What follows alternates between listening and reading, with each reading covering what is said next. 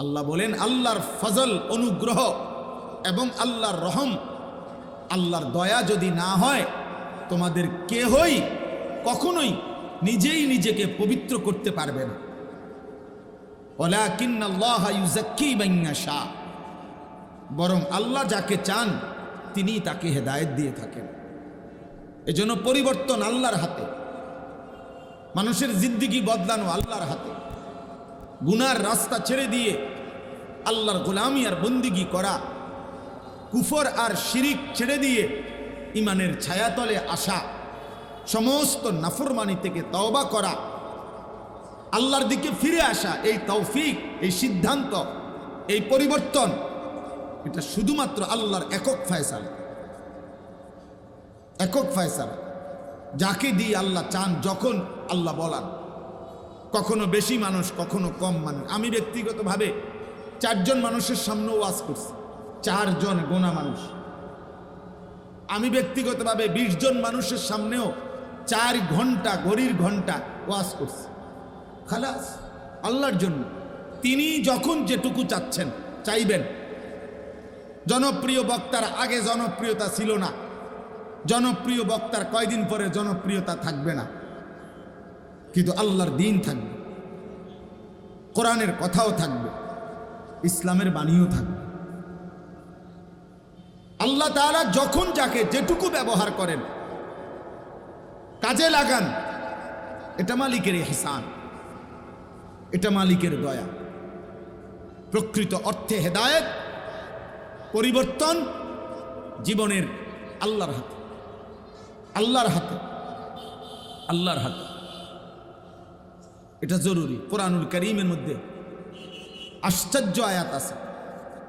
হযরত নূহ আলাইহিস সালাম 950 বছর আল্লাহর পথে মানুষকে ডাকছেন। 950 বছর, এটা দোস্ত খামখেয়ালি কথা না।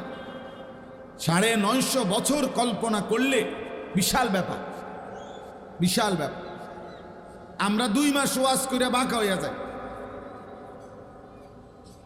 আমগরে মানুষ বলে হুজুর আসলে যত্ন নেন, আরো বিশ্রাম করেন, আরো শুইয়া থাকেন। হযরত নূহ আলাইহিস সালাম বলছে, আল্লাহ আমি 950 বছর, রব্বি ইন্নী দাআউতু কওমি লাইলান ওয়া নাহারা, রাতেও ডেকেছি, দিনেও ডাকছি। আপনার বান্দাদেরকে আমি আল্লাহ রাত্র দিন দাওয়াত দিয়েছি। 950 বছর। আমরা রাতে বয়ান করলে দিনে লম্বা না ঘুমাইলে টিকতে পারবো না, এমন হালাত শরীরে। দিনে জাগলে রাতে ঘুমাইতে হয়। পরিশ্রম 1 ঘন্টা করলে 3 ঘন্টা বিশ্রাম করতে হয়। তো সেই নবী নূহ আলাইহিস সালাম 950 বছর এক টানা যিনি আল্লাহর কথা বলেছেন, কওমকে দুয়ারে দুয়ারে কানছেন, মানুষের দ্বারে দ্বারে আল্লাহর কথা বলছেন, সেই নূহ আলাইহিস সালাম বারবার বলতেন, কোরআনুল কারীমের মধ্যে আছে, ওয়ালা ইয়ানফাউকুম নুসহি ইন আরাদতু আন আনসাহা লাকুম। হে আমার জাতি, আমার উপদেশ, আমার নসিহত, আমার ওয়াজ, আমি যতই তোমাদেরকে উপদেশ দিতে চাই, কোনো উপকারে আসবে না। ইন কানাল্লাহু ইউরিদু আন ইউগবিয়াকুম, যদি আল্লাহ ফয়সালা করে তোমাদেরকে গোমরাহ করে দিবে, জাহান্নামী বানায় দিবে, আল্লাহ যদি সিদ্ধান্ত নেয় তোমাদেরকে পথভ্রষ্ট করবে, তো আমি নূহ 950 বছর নারে উম্মত 9.5 লক্ষ বছর বললেও কিছু হবে না। হুয়া রাব্বুকুম ওয়া ইলাইহি তুরজাউন, তিনি তোমাদের রব, তার কাছেই তোমাদেরকে ফিরতে হবে। এর চাইতে স্পষ্ট আয়াত আর কি হইতে পারে? নবী সাল্লাল্লাহু আলাইহি ওয়াসাল্লাম 38 বছর একটানা আবু তালেব নবীজির অভিভাবকত্ব, নবীজিকে সুখে দুঃখে আগলায়া রাখছে। 12 বছর বয়সে আব্দুল মুত্তালিব দাদা নবী সাল্লাল্লাহু আলাইহি সাল্লামকে আবু তালেবের হাতে তুলে দিয়ে গেছে। নবী সাল্লাল্লাহু আলাইহি সাল্লামের বয়স যখন 50, তখন আবু তালেব ইন্তেকাল করছে। 12 থেকে 50, 38 বছর। এই 38 বছর একটানা সুখে দুঃখে যিনি আগলাইয়া রাখছেন, ইন্তেকালের পূর্ব মুহূর্তে আল্লাহ নবী সাল্লাল্লাহু আলাইহি সাল্লাম সেই 40 থেকে 50 10 বছর চাচাকে তো কালেমার দাওয়াত দিছেই একটানা। এরপরেও ইন্তেকালের পূর্ব মুহূর্তেও চাচার পাশে বসে আল্লাহ নবী বারবার বিশুদ্ধ বুখারীর রিওয়ায়াত বলতেছিলেন, কুল লা ইলাহা ইল্লাল্লাহ কালিমাতান আশহাদু লাকা বিহা ইনদাল্লাহ। চাচা একবার বলেন লা ইলাহা ইল্লাল্লাহ। চাচা এটা এমন এক কালেমা, আপনি যদি একবার বলে রাখেন আমি ওয়াদা দিচ্ছি আপনার জন্য আমি কিয়ামতের দিন আল্লাহর কাছে সাক্ষ্য দেব। আপনি বলেন চাচা। হাদিসের মধ্যে আছে হযরত সাঈদ ইবনুল মুসাইয়াব রাহিমাহুল্লাহ থেকে বর্ণিত, আবু জাহেল এবং উমাইয়া ইবনে খালফ এই দুই বেঈমান আবু তালেবের পাশে তখন বসা ছিল। উমাইয়া ইবনে খালফ তখন বারবার বলতেছিল, আতারগাবু আম মিল্লাতে আব্দুল মুত্তালিব।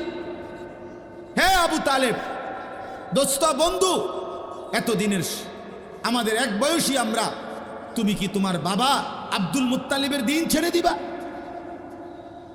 মূর্তি পূজা ছেড়ে দিবা? তুমি এই পত্তলিকতা আমাদের এতদিনকার ধর্ম বিশ্বাস ছেড়ে দিবা এখন মৃত্যুর মুহূর্তে? হাদিসের শব্দ হইল, ফালাম ইয়াজাল রাসূলুল্লাহ সাল্লাল্লাহু আলাইহি সাল্লাম ইয়ারিদুহা ইলাইহি ওয়া ইউঈদুহু তিলকাল মাকালা। এই আল্লাহর নবী বারবার ফালাম ইয়াজাল বারবার বারবার আবু তালেবের কাছে কালেমা পেশ করছিলেন, আর উমাইয়া এই বেঈমান বারবার ওই কথা বলতেছিল যে আব্দুল মুত্তালিবের দিন কেমনে ছাড়বা, হাত্তা মাতা। এই অবস্থাতেই আবু তালেব ইন্তেকাল করছে কালেমা ছাড়াই। নবীজি তখন আবার বলছে, যখন ইন্তেকাল করছেন এবার আর চাচাকে কিছু বলার সুযোগ নাই, তো এবার তিনি নিজে নিজে বলছেন, লা আস্তাগফিরান্না লাকা মা লাম উনহা আনকা। আল্লাহ আমারে যতক্ষণ নিষেধ না করবে আমি ততক্ষণ আপনার জন্য চাচা আমি আপনার কাছে আল্লাহর কাছে ক্ষমা প্রার্থনা করব। এরপরে আল্লাহ তাআলা সরাসরি নিষেধ করছেন, মা কানা লিন নাবিয়্যি ওয়াল্লাযীনা আমানু আন ইস্তাগফিরু লিল মুশরিকিন ওয়ালাউ কানু উলি কুরবা মিন বাদি মা তাবায়্যানা লাহুম আন্নাহুম মিন আসহাবিল জাহিম। আল্লাহ বলছে, বন্ধু সাবধান, কোন নবী কিংবা ইমানদারের জন্য অনুমতি নাই কোন মুশরিক বেঈমানের জন্য, চাই সে একেবারে নিকটতম আত্মীয় হোক, তার জন্য আমি আল্লাহর কাছে ক্ষমা প্রার্থনা করার কোনো অনুমতি নাই। আপনি হাত নামান। দোস্ত আমার, এই কথাটাই আপনাকে ভাবতে হবে। আবু তালেবের জন্য হাত উঠাইছে যিনি, মৃত্যুর পরেও তিনি মুহাম্মদুর রাসূল সাল্লাল্লাহু আলাইহি সাল্লাম। আর আল্লাহ পাক কার হাত নামায় দিলেন? ইনি সেই বন্ধু, আল্লাহর কলিজার টুকরা।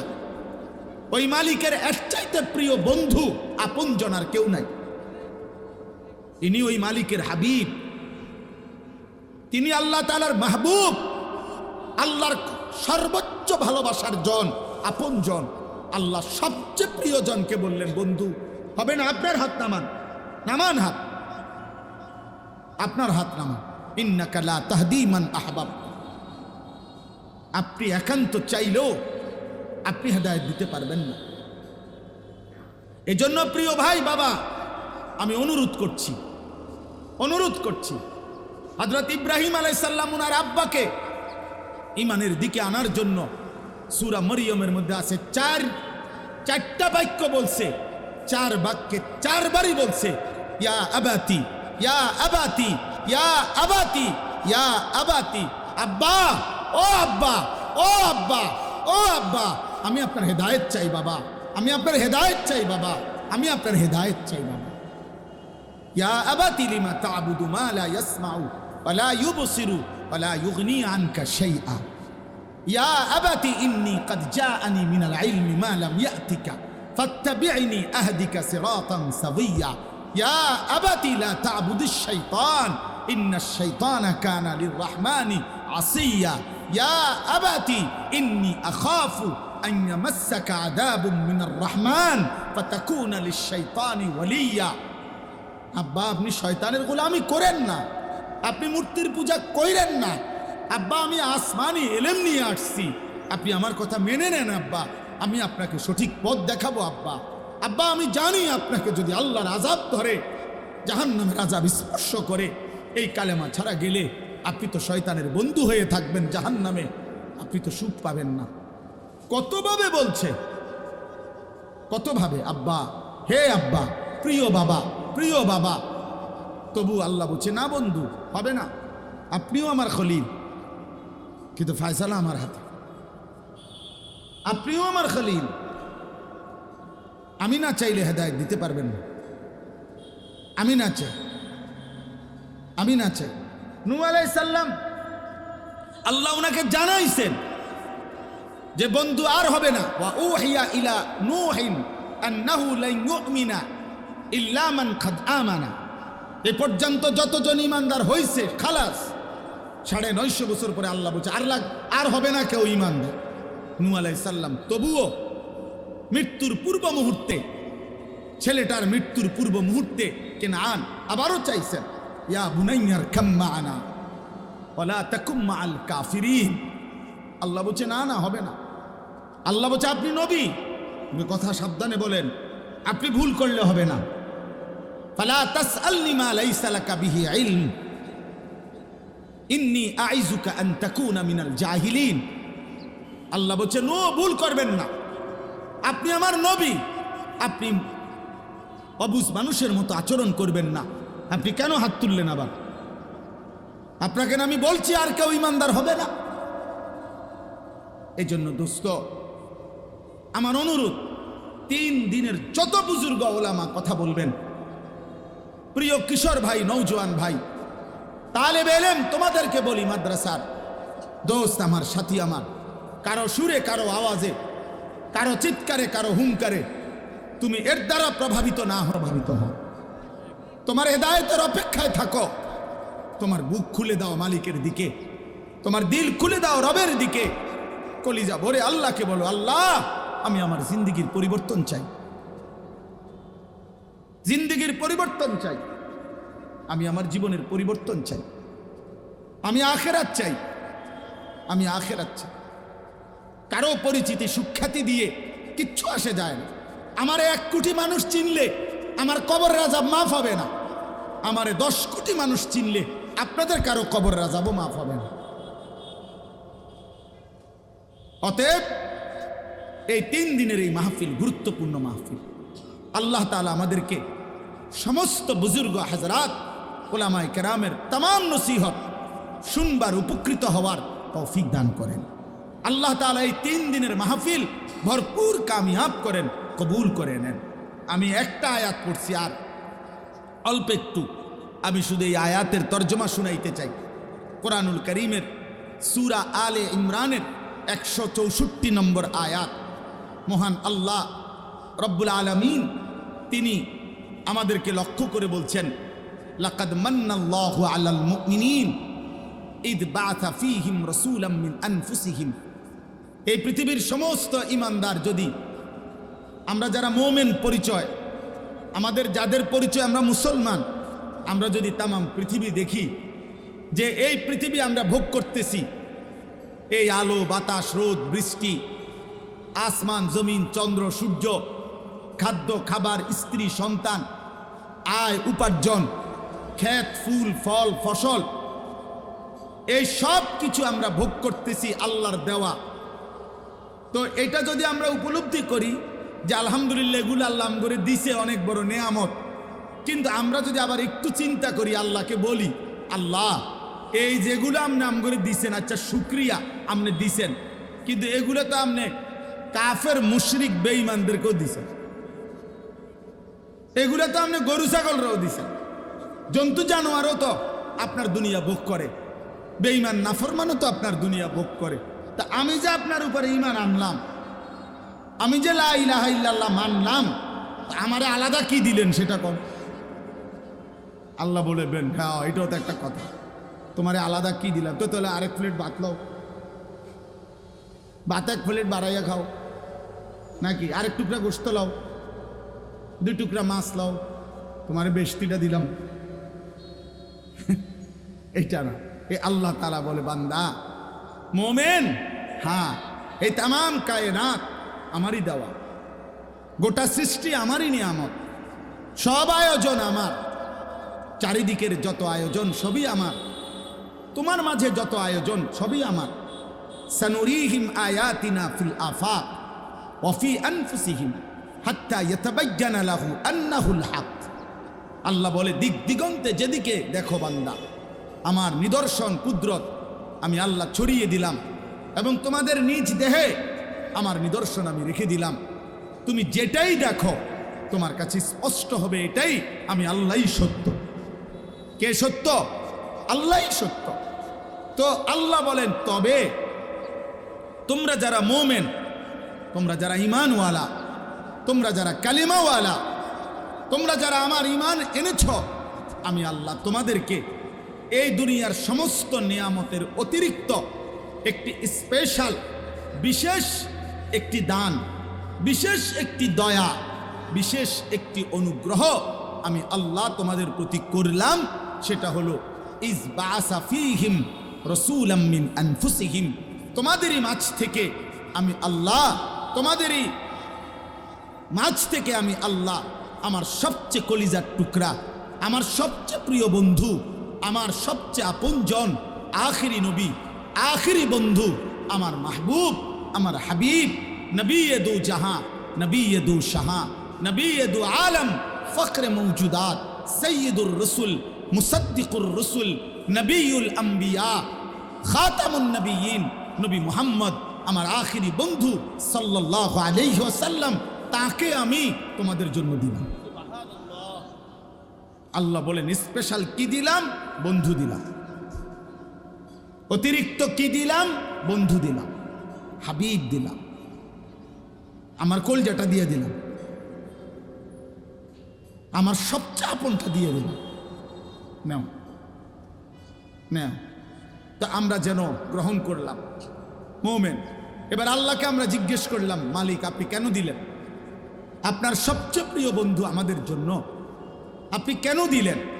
আপনি কেন পাঠালেন এমন আপনজন আপনি আমাদের জন্য? তো আল্লাহ বলেন, তিনটা উদ্দেশ্যে। এক, ইয়াতলু আলাইহিম আয়াতিহি।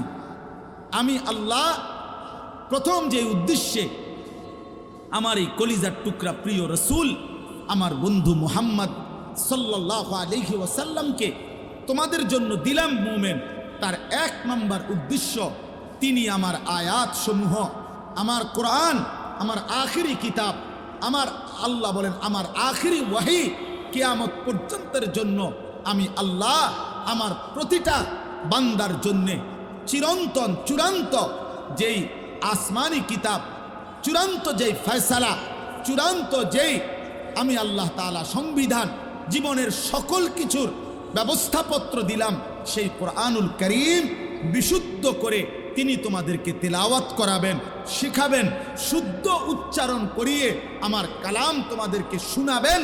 এই উদ্দেশ্যে আমি আল্লাহ আমার রসুলকে তোমাদের জন্য দিলাম। এলো এক।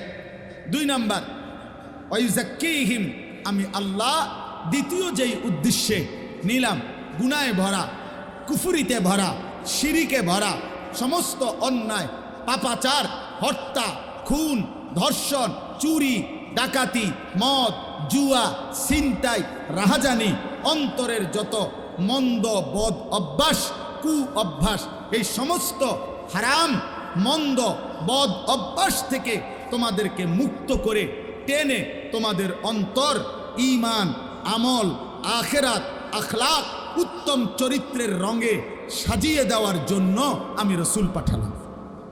ওয়াইযাক্কিহিম।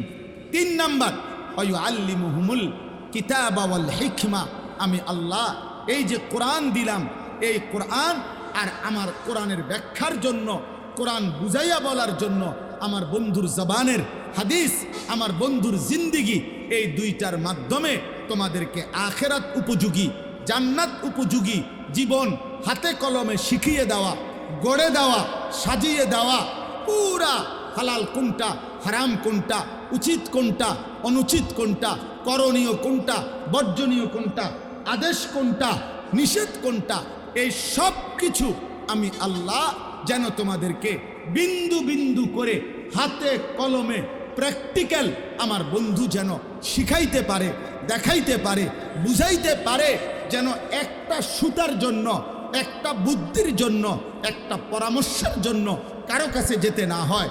রাতের যত মাসআলা, দিনের যত মাসআলা, একাকিত্বের যত বিষয়, রাজপথের যত বিষয়, বাজারের যত বিষয়, সংসারের যত বিষয়, যত কিছু বলো, খাদ্য বলো, পেশাব বলো, ঘুম বলো, নিদ্রা বলো, স্বামী স্ত্রীর একাকিত্ব বলো, রাত গভীরের অন্ধকারের একাকিত্ব বলো, আর বাজার, আর মাঠ, আর হাট, আর ঘাট, আর উপার্জন, আর রাষ্ট্র, আর পরিচালনা, সব কিছুতে যেন তিনি তোমাদেরকে আমার মানসা মতো, আমার চাহিদা মতো কোরআন সুন্নাহর আলোকে জীবন সাজিয়ে দিতে পারেন, গড়ে দিতে পারেন। এই জন্য আমি আল্লাহ আমার রসুলকে পাঠাই। আল্লাহ বলেন এই তিন উদ্দেশ্যে। এক, আমার কোরআন তিনি তেলাওয়াত করবেন, বিশুদ্ধ শুদ্ধ উচ্চারণ তোমাদেরকে শোনাবেন, তোমাদেরকে শিখাবেন। হযরত আব্দুল্লাহ ইবনে মাসউদ রাদিয়াল্লাহু তাআলা আনহু, তার থেকে বর্ণিত হাদিস আছে, নবী সাল্লাল্লাহু আলাইহি সাল্লাম ওনাকে একদিন বলছিলেন, ইবনে মাসউদ ইকরা আলাইয়াল কোরআন, রিয়াজুস সালিহিনের মধ্যে এই হাদিস আছে, তুমি আমাকে কোরআন পড়ে শোনাও, তেলাওয়াত করো আমার সামনে।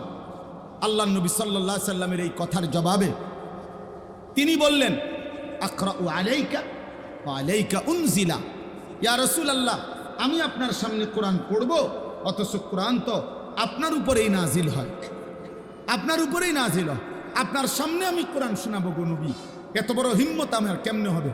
আমি তো পারবো, আমার এই সাহসেই তো কুলাবে না, সাহসেই তো কুলাবে না। আমি এই বাদুঘর মাদ্রাসার আজকে আমারে দাওয়াত দিছে, এটা আমার কাছে জীবনের অনেক বড় ভাল লাগছে, সৌভাগ্য আমার। এই জন্য আমি মনে হয় গত 6 মাস না, গত 1 বছরের ভিতরে এই প্রথম আজকে মাহফিলে জাস্ট টাইমে আইছি। আমি গত 6 মাস 1 বছরে কেউ বলতে পারবে না মাহফিলে টাইম মতো পৌঁছতে পারছি, কোনো না কোনো জ্যামে, কোনো না কোনো বেজালে। কিন্তু আমি বলছি না, এটা বাদুঘর মাদ্রাসার মাহফিল। বাসায়ও বলে রাখছি, রাত্রে ঘুমের থেকে উঠবো শুধু দৌড়, ড্রাইভারের বলছি গাড়ি যেন রেডি থাকে, 1 মিনিট যেন এদিক সেদিক না, ঠিক টাইম মতো এসে পড়ছি। আলহামদুলিল্লাহ, আল্লাহ নাহিস, পথে কোনো জ্যাম বাজছে না। আল্লাহ কবুল করেন। আল্লাহ বড় হুজুর রহমতুল্লাহ আলাইহির কবর সহ, আমাদের আল্লামা মুনিরুজ্জামান সিরাজি রহমতুল্লাহ আলাইহির কবর সহ যত আসলাফ ও আকাবিরের কবর নূরে নূরে নূরানি করে দেন। তো বলতেছিলাম, আমার ভাই হযরত আব্দুল্লাহ ইবনে মাসউদ বললেন, আমি পড়ব আপনার সামনে নবী। আল্লাহর নবী বললেন, ইন্নী উহিব্বু আন আসমাআহু মিন গায়রি। হ্যাঁ ইবনে মাসউদ, আমি মুহাম্মদ সাল্লাল্লাহু আলাইহি সাল্লাম, আমি কোরআন পড়তে যেমন ভালোবাসি, আমি অন্যের কাছ থেকে শুনতেও ভালোবাসি, তুমি শোনাও। হযরত আব্দুল্লাহ ইবনে মাসউদ বলেন, আমি সূরা নিসা নবীর সামনে তেলাওয়াত শুরু করলাম, মাথাটা নুয়ে একটানা 40 আয়াত আমি যখন রাসূলুল্লাহর সামনে পড়লাম, 40 নম্বর সূরা নিসার আয়াত, ফাকাইফা ইদা জিনা মিন কুল্লি উম্মাতিন বিশাহিদ ওয়া জিনা বিকা আলা হাউলাই শাহীদা, এটা হলো 40 নম্বর আয়াত।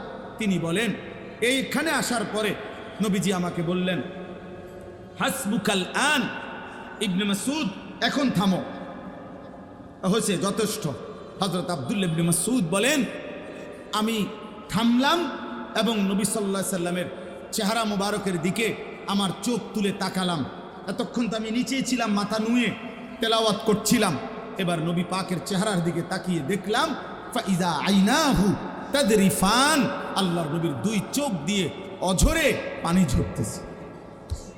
আমার দোস্ত, আল্লাহর নবী সাল্লাল্লাহু আলাইহি সাল্লাম উম্মতের এক এক লাইন, সাহাবাদের নিজে যেমন আল্লাহর কোরআন তিলাওয়াত করছে, আবার সাহাবাদের জবান থেকে আল্লাহর কোরআন শুনে শুনে লাইনে লাইনে পুরা কোরআন বিশুদ্ধ তিলাওয়াত, সহিহ উচ্চারণ, পুরা মাখরাজ, পুরা তাজবিদ, সমস্ত নিয়ম তিলাওয়াতের বিশুদ্ধতা ঠিক করে এরপরে মুহাম্মদ আরবি তিনি কবরে তাশরীফ নিয়েছেন।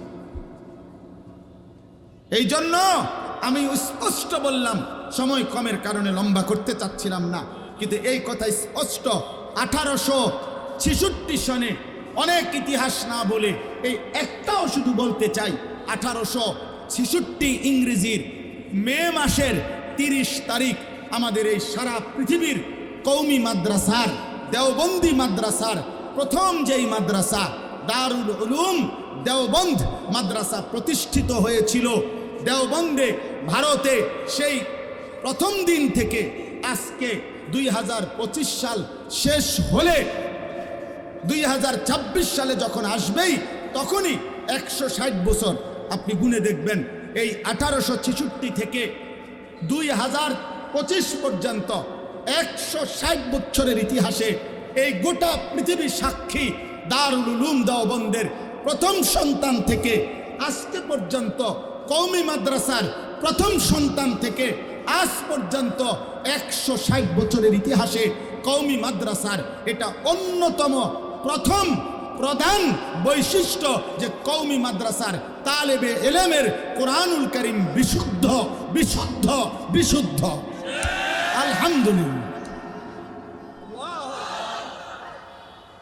এই জন্য আমি স্পষ্ট বললাম, হাজারবার না লক্ষবার কওমি মাদ্রাসার হাফেজে কোরআন শতবার সারা বাংলাদেশ নয় সারা পৃথিবীতে আন্তর্জাতিক হিফজুল কোরআন প্রতিযোগিতা সহ কোরআনের যেই কোনো প্রতিযোগিতায় সবচাইতে বেশিবার সফলতা বিশুদ্ধতার সাথে গোটা আরবকে ছাপিয়ে সবার ঊর্ধ্বে যারা উঠেছে তাদের সংখ্যাগরিষ্ঠ কওমি মাদ্রাসার তালেবে এলেম। এটা ইতিহাস সাক্ষী। আজকের পৃথিবী প্রতিদিন দেখে বাংলাদেশের, শুধু বাংলাদেশের নওজোয়ান, বাংলাদেশের কিশোর হাফেজে কোরআন কওমি মাদ্রাসার তালেবে এলেম আন্তর্জাতিকভাবে বিশ্ববিজয়ী হাফেজে কোরআন। বলেন আলহামদুলিল্লাহ। এজন্য নবীর ইশকের দাবিদারি করা যারা, নবীর ভালোবাসার দাবি করো যারা, আশিকে রসুলের স্লোগান তোলা যারা, আমরাও নিরপেক্ষভাবে গোটা বাংলাদেশে খোলা সোহরাওয়ার্দী উদ্যানে আমরাও চ্যালেঞ্জ করলাম, তোমাদেরও 1 লক্ষ তালেবে এলেম, আমাদেরও 1 লক্ষ তালেবে এলেম খোলা সোহরাওয়ার্দী উদ্যানে মুখোমুখি হবে। আর পৃথিবীর যেই কোনো জায়গা থেকে নিরপেক্ষ কাউকে এনে প্রমাণ হবে কার কোরআনুল কারীম তেলাওয়াত কতটা বিশুদ্ধ। চলো ডেট দাও সোহরাওয়ার্দী উদ্যানের, আমরা মধুপুরের হুজুরের কমু হুজুর থাকবো। আমাদের কায়েদে মিল্লাত আল্লামা আব্দুল হামিদ পীর সাহেব মধুপুর বললে উড়ে লাইব সব। হ্যাঁ, এজন্য রাসূলুল্লাহ সাল্লাল্লাহু আলাইহি সাল্লামের জিন্দেগীর প্রথম মিশন, আল্লাহ তাকে পাঠানোর প্রথম মাকসাদ, এটার সাথে যাদের এত বেশি নিবিড় সম্পর্ক, নবী প্রেরণের প্রথম উদ্দেশ্য কোরআন বিশুদ্ধ তেলাওয়াত, কোরআনের সহি উচ্চারণ, কোরআনের পবিত্র উচ্চারণ, এটার সাথে যুগ যুগ ধরে যাদের এত সম্পর্ক, যেই কওমি মাদ্রাসাগুলোর শতভাগ ছাত্র কোরআন শরীফ বিশুদ্ধ পড়ে রাসূলুল্লাহ সাল্লাল্লাহু আলাইহি সাল্লামের এই আমানতকে হেফাজত করছে, তারা এই মিথ্যাবাদী, তারা নবীর দুশমন হবে। এই কথা কোন লজ্জায় বলস বেটা? লজ্জা করে না বেটা? শরম নাই বেটা? ওরা নবীর দুশমন হবে কেন? ওরা নবীর দুশমন হবে কেন? এই জন্য আরো তো বাকিগুলো আছেই। সুন্নাতের অনুসরণ, অন্তর পবিত্রতা করা, আখলাক চরিত্রের পবিত্রতা এবং কোরআন সুন্নার এলেম উলুম আমল সারা পৃথিবীময় ছড়িয়ে দেওয়া, এটা তো ইনশাআল্লাহ ঘন্টার পর ঘন্টা কওমি মাদ্রাসার একজন আদনা তালেবে এলেম 160 বছরে দেওবন্দের ওলামায়ে কেরাম, বাংলাদেশের ওলামায়ে কেরাম, কওমি মাদ্রাসার ওলামায়ে কেরাম, আল্লাহর রসুলের এই 3 মিশন, 1 কোরআনুল কারীমের বিশুদ্ধ তেলাওয়াত, 2 অন্তরকে যাবতীয় মন্দ বদ কু অভ্যাস থেকে পবিত্র করে ঈমান ইসলামের আলোয় অন্তর আলোকিত করা, 3 কোরআন সুন্নাহ মতো জীবন পরিচালনার ক্ষেত্রে আজও ইনশাআল্লাহ কওমি মাদ্রাসা প্রমাণ করতে রাজি আছে যে আমরা রাসূলুল্লাহর এই 3 মিশন আমরা গ্রহণ করে আছি কি না, আছি কি না। আজও আমরা প্রমাণ করতে রাজি। তুমি 100টা নবীর সুন্নাতের একটা ব্যানারের মধ্যে লেখা তুমি আগে লাগাও, লাগাইয়া এবার চলো 100 কওমি মাদ্রাসার তালেবে এলেম আর তোমাদেরও তালেবে এলেম একসাথ করে প্রমাণ করো। ওইখান থেকে মিলাইবা যে নবীর সুন্নাত আমরা মানি কয়টা, তোমরা মানো কয়টা। অতএব আজকে আমার এটা শেষ কথা, কওমির তালেবে ইলম, আজকে যারা কওমি মাদ্রাসার তালেবে ইলম আবারও তোমরা পড়বা, আবারও তোমরা শুনবা। আমাদের আশরাফ আকাবিরের ঐতিহ্য কওমি মাদ্রাসায় পড়ে, কওমি মাদ্রাসায় জ্ঞান শিখে, কওমি মাদ্রাসায় কোরআন সুন্নাহ আখিরাতের ফিকির করে, হাত জোড় করে কওমির এক তালেবে ইলম হিসাবে ব্রাহ্মণবাড়িয়ার তালেবে ইলম আমি দারুল আরকামের ছাত্র, আমার উস্তাদ, আমার মুরব্বী আল্লামা শায়েখ সাজিদুর রহমান, আমি তার এই হায়াতে আমি স্পষ্ট কওমির তালেবে ইলম তোমাদের কাছে শুনায় গেলাম। জীবনের শেষ দিন পর্যন্ত কওমি মাদ্রাসা এবং কোরআন সুন্নাহর এই ইলমকে ভালোবেসে পৃথিবীর কোনো সার্টিফিকেট, পৃথিবীর কারো কোনো অপপ্রচার, পৃথিবীর কারো কোনো হুমকি ধমকি নিন্দাকে পরোয়া না করে উম্মতের শেষ ভরসা, শেষ আলোর প্রদীপ হিসাবে আগামীতে কিয়ামত পর্যন্ত ঈমান ইসলামের খেদমতে এই পৃথিবীর কেউ থাকুক বা না থাকুক, আমরা কওমির সন্তান জেগেই থাকবো ইনশাআল্লাহ। বলো ইনশাআল্লাহ, বলো ইনশাআল্লাহ। আল্লাহ আমাদেরকে তৌফিক দেন, আল্লাহ আমাদেরকে শুধু তাকায় 3 দিন টানা আল্লাহওয়ালাদের দিকে তাকায়া শুনলে আল্লাহ পাক রব্বুল আলামিন ঠিক কখন বান্দার উপরে রহম করবেন সেটা আল্লাহর ফয়সালা। কারো মনোযোগ এবং আন্তরিকতা, চুপ থেকে শোনা, এর বরকতে আল্লাহর ওয়াদা আছে। ফাসতামিউ লাহু ওয়া আনসিতু, আল্লাহ বলছে আমার কথা তোমরা মনোযোগ দিয়ে শুনো এবং চুপ থাকো, তাহলে আল্লাহর ওয়াদা এটা, লাআল্লাকুম তুরহামুন, অবশ্যই তোমাদের উপরে রহমত বর্ষিত হবে।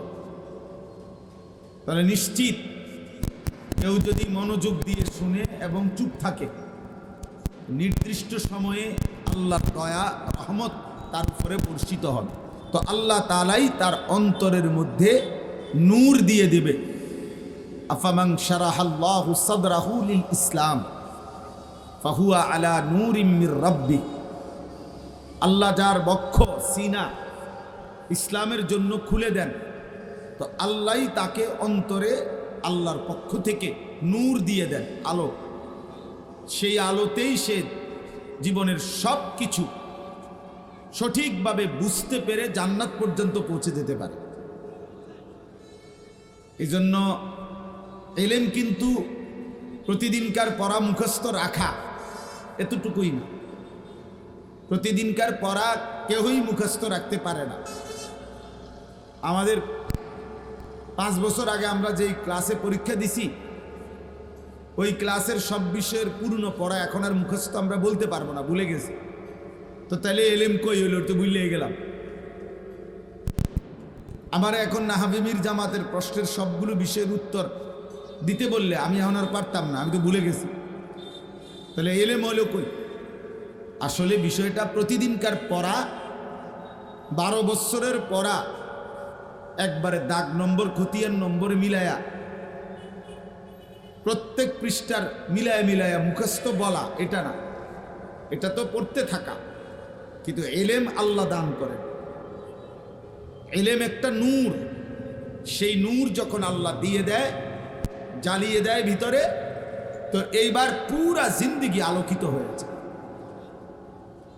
তাহলে এই জন্য অপেক্ষায় থাকতে হয়।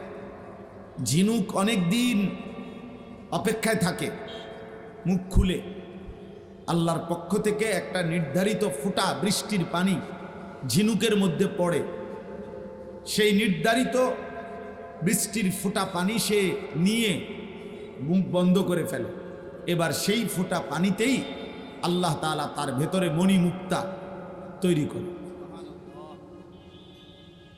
এজন্য দোস্ত, এই কারো সুর ভালো, কারো টান ভালো, কারো হুঙ্কার ভালো, কারো ঝংকার ভালো, কেউ কানলে ভালো লাগে, কেউ হাসাইলে ভালো লাগে, কারো জনপ্রিয়তা বেশি, কারো জনপ্রিয়তা কম, কেউ জোয়ান, কেউ বুড়া।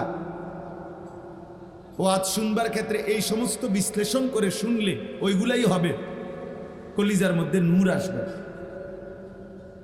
ঈমান ইসলামের নূর আসবে না। এই এক এক বক্তার এক এক তামসা দেখা শেষ পর্যন্ত ঘরে চলে যাওয়া হবে, এতটুকুই।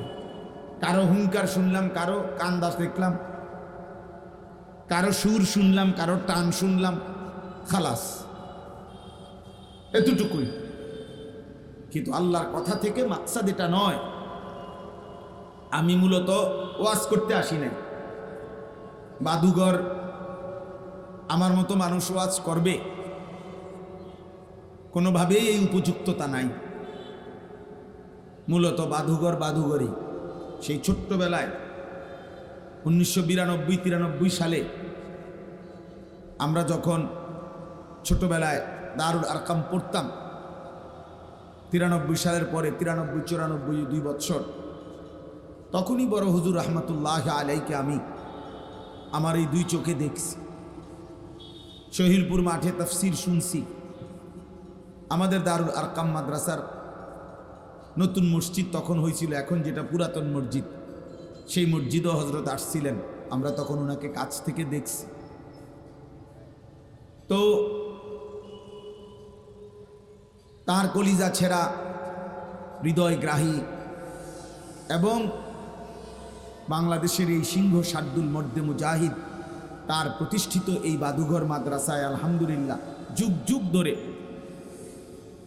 উপযুক্ত আলেম, তালেবে ইলম এবং দ্বীনি নসিহতের ধারা অব্যাহতভাবেই চলতেছে।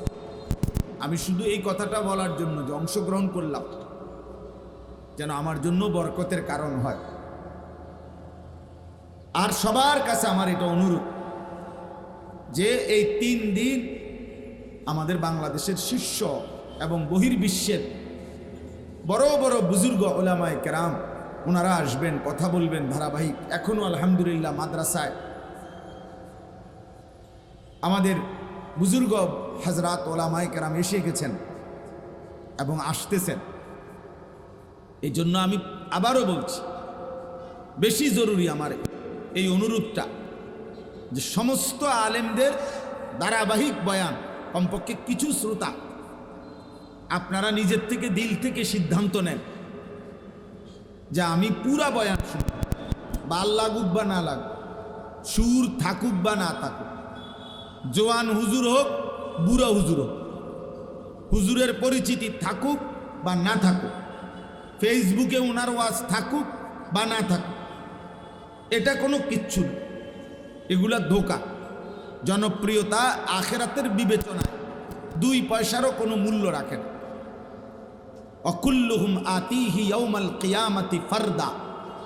আল্লাহ বলছে কিয়ামতের দিন আল্লাহর সামনে সকলকেই আসতে হবে একজন একজন। ফারদান আই ওয়াহিদান, একজন একজন, একজন একজন, একজন একজন। আমার আমলনামা নিয়ে আমি যেতে হবে, আপনাদের আমলনামা নিয়ে আপনারা যাবেন। আমনে আমার বক্ত, আমনে আমার লগে যাবেন গা আল্লাহর সামনে, জি না, তখন আমনের বক্ত আপনি যাবেন, আপনার আমলনামা আপনি নিয়ে আসেন। আমি আমনের বক্ত, আপনি আমার বক্ত, এগুলো দিয়ে আখিরাতে হবে না। ওয়াকিফুহুম ইন্দাহুম মাসউলুন। আল্লাহ তাআলা বলেন কিয়ামতের দিন আল্লাহ ফেরেশতাদেরকে বলবে, একজন একজন করে আমার বান্দা আমার সামনে এনে দাঁড় করাও। আমি আল্লাহ আজ আমি নিজেই জিজ্ঞেস করব, আমি আল্লাহই জিজ্ঞেস করব, আমার বান্দা আমার 60 বছর আমার হিসাব দাও, আমার এক এক লোকমা খাবারের হিসাব দাও, আমার একটা একটা নিঃশ্বাসের হিসাব দাও, আমার এক এক ঢোক পানির হিসাব দাও, আমার দেওয়া তোমার হায়াতের প্রতি বিন্দু নিয়ামতের হিসাব আজ আমাকে দাও, আজ আমাকে দাও। তাহলে দোস্ত আমার, বন্ধু আমার, কোনোভাবেই খ্যাতি, সুনাম, জনপ্রিয়তা এগুলোর দিকে তোয়াক্কা না করে আল্লাহর কথার দিকে মোতাওয়াজ্জু হওয়া, কোরআনের কথার দিকে, আল্লাহর কথার দিকে প্রত্যেককে অপেক্ষায় থাকতে হবে। এবং এই কথা মনে রাখতে হবে, বাস্তব কথা এটা, পৃথিবীর সর্বশ্রেষ্ঠ বক্তার কথার মধ্যেও হেদায়েত নাই। হেদায়েত আল্লাহর হাতে, ফায়সালা শুধুই আল্লাহর হাতে। আল্লাহ যখন যাকে দিয়ে যারকে পরিবর্তন করাবে সেটা আল্লাহর ফায়সালা। ওয়ালাউলা ফাদলুল্লাহি আলাইকুম ওয়া রাহমাতুহু মা যাকা মিনকুম মিন আহাদিন আবাদা।